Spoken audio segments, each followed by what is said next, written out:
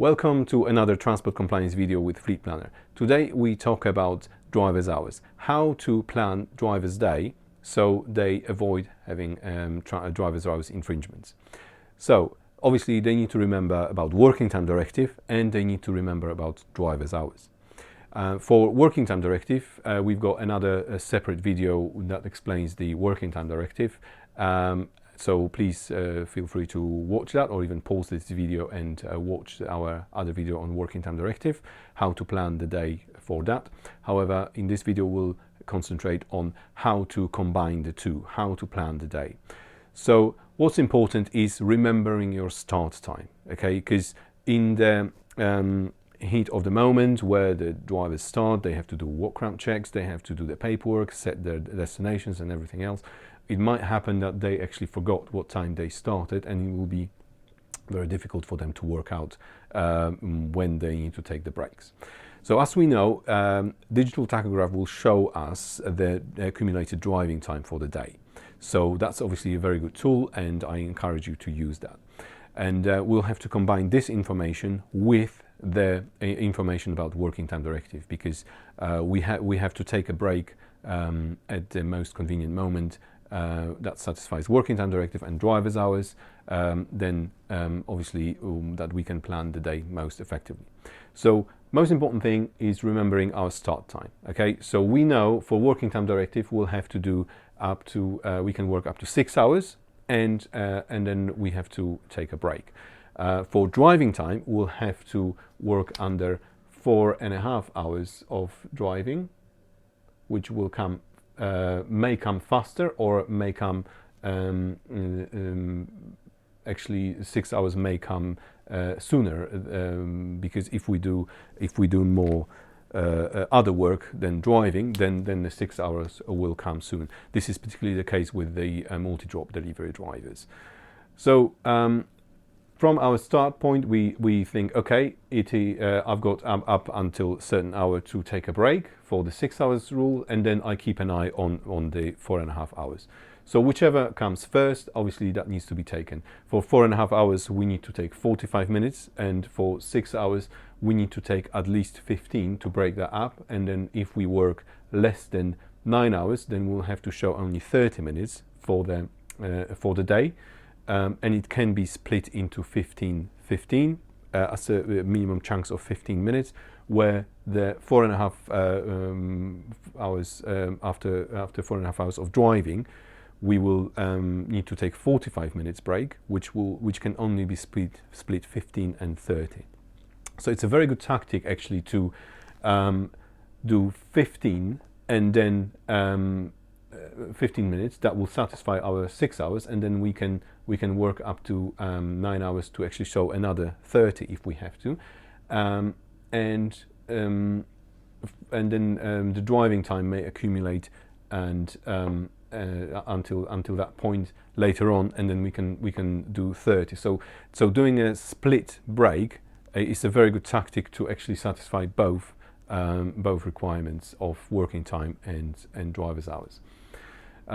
Which also helps if you driving a distance and you don't want to necessarily reset your brake. So for example, if you've got an opportunity to take a break whilst the vehicle is unloaded, then you can work out your deliveries where you take 15 at the first drop, and then you take the 30 at the second drop. That obviously needs to be worked out, and taking the traffic into account and everything else. But kind of remembering what comes first is important. That driving time comes from the dashboard. The 6 hours comes from remembering, what time you started. Okay, so what happens in the second part of the day? So after we took the first break, most drivers will continue to have that another part of the challenging day. So after taking a break, we know that we've satisfied the let's say 9 hours regulation, and then we've reset our 4.5 hours of driving. So if I took 45 minutes after that time, so 45 minutes, and then I continue with the with my day. So obviously that's another period of 6 hours and 4.5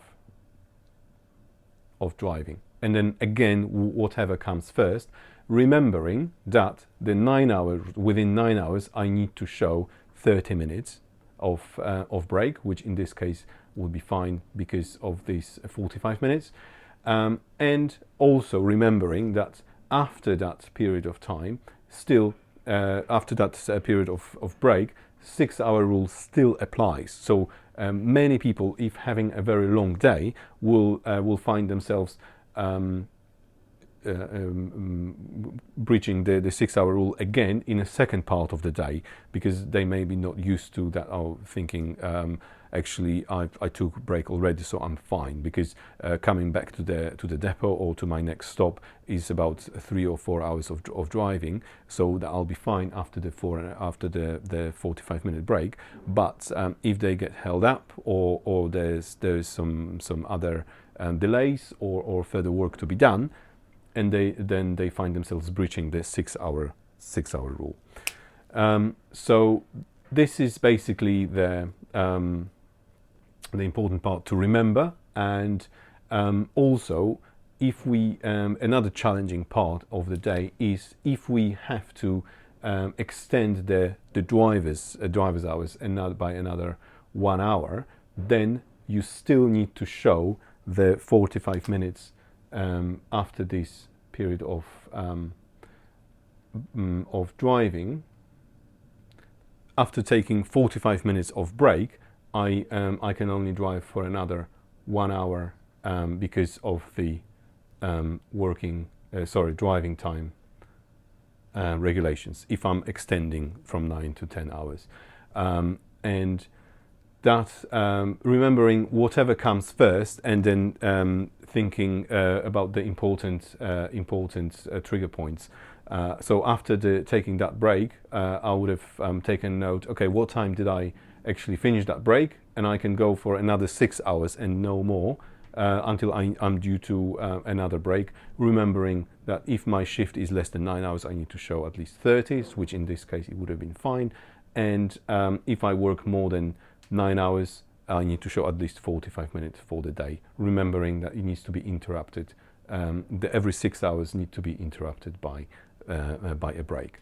So balancing both of these regulations in the driver's planning is very important. So that's about it. Thanks for watching, and obviously if this was helpful, please give us a like. If you have any questions, anything challenging, as in ferry modes or other issues, then please leave us a comment, drop a question in the comments, and we'll be happy to answer those in the next videos. Please subscribe if you're interested in this subject, and thanks for watching. My name is Roman, and this is a Fleet Planner Compliance video.